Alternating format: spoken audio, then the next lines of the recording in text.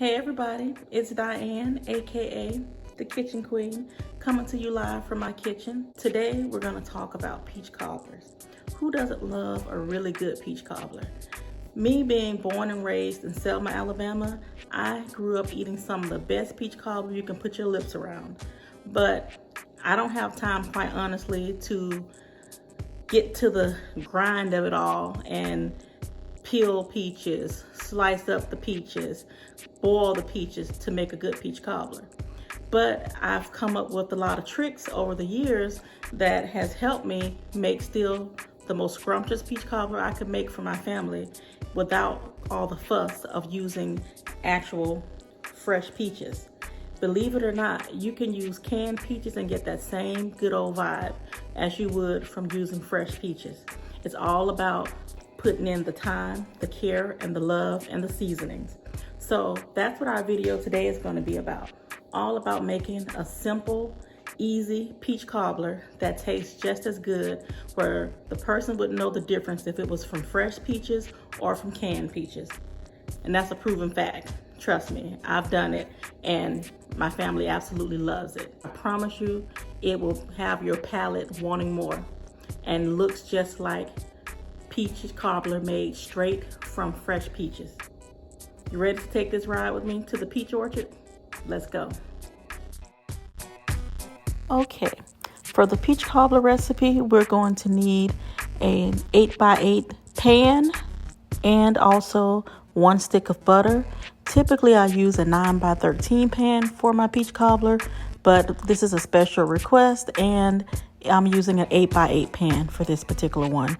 All the ingredients have been modified to fit this particular pan size of 8x8. You're also going to need a 28-ounce can of sliced peaches in heavy syrup.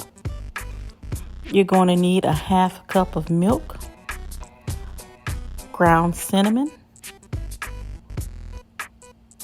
You're also going to need 3/4 cup granulated sugar, 3/4 cup self-rising flour, a whisk, and you're going to need your handy mixing bowl.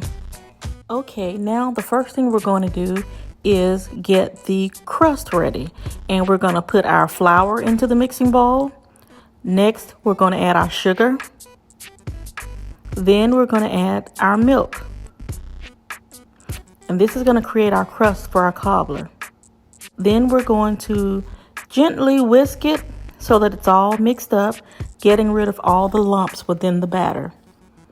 Just gently stir and get it together. Yes.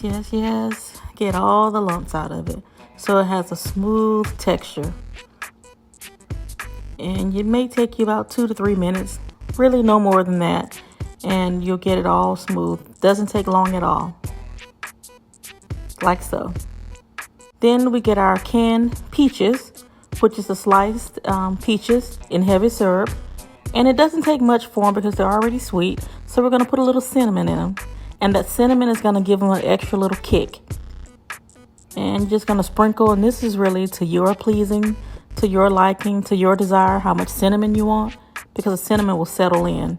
And then you're going to just lightly stir it so that it can all combine together. Like so.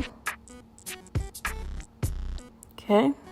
And then we're going to stir a little bit more so it's all combined really good. And again, the peaches are already sweet, so not much to do there. Okay, now we've gotten the butter out of the oven and it's all melted, and we're gonna give the batter a little stir one more time, and we're gonna just pour the batter over the melted butter. And it's important not to stir at this stage. Just simply pour the batter completely over the butter mixture, well, the melted butter, I should say. Be sure to scrape all of the flour batter mix out of the mixing bowl. The next thing we're going to do is get the peaches, and we're going to gently spoon the peaches onto the mix, being sure not to stir. Making sure you just kind of drain the juice and just put the peaches there. And make sure you put it evenly over the batter to cover as many of the open spaces as you can that exist within the batter. Just like this. And you see how it's pretty even as best as you can. Then we're gonna just gently pour all the syrup from the peaches that has the cinnamon mixed in with it over the mix. Now you're gonna get your cinnamon and you're gonna sprinkle cinnamon. Again, this is to your liking as how much you want. You can generously, however you want, sprinkle the cinnamon over the mixture. Again, do not stir at this point. And just like that. So you see I was pretty generous with the mix there with the cinnamon. And the next step, we're gonna go and put it in the oven. And that's it. And we're gonna put it in the oven on 350 for about 45 minutes, but my oven cooks fast, so I normally do 325 for about 50 minutes. Let's get it in the oven. And look at this. Doesn't it look yummy? Golden crust, juicy plump peaches. And you can't tell the difference if it's canned or fresh peaches. And I promise you won't be able to taste the difference either. Shall we try some? Yummy. How about we dig into this now? Yes. Let's give it a try. It looks very, very tasty. Yes, look at that. Doesn't that look delicious? Look at the golden crust, but still plump and juicy underneath. Look at that. Imagine that cinnamon has cooked in. Oh my gosh, it's gonna be good. Okay, notice my little bling spoon.